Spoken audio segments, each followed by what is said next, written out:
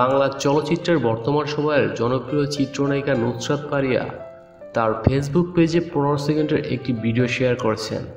ভিডিওটি শেয়ার করার সাথে সাথে হুমড়ি খেয়ে পড়েন তার ভক্তরা।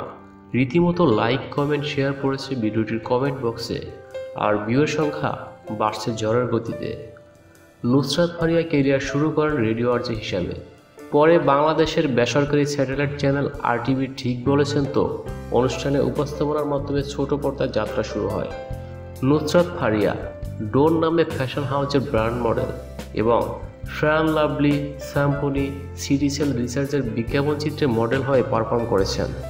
পরবর্তীতে জাজ মাল্টিমিডিয়ার হাত ধরে বাংলাদেশ ও ভারতের যৌথ প্রযোজনায় বেশ কয়েকটি চলচ্চিত্রে অভিনয় করেছেন নুসরাত ফারিয়া।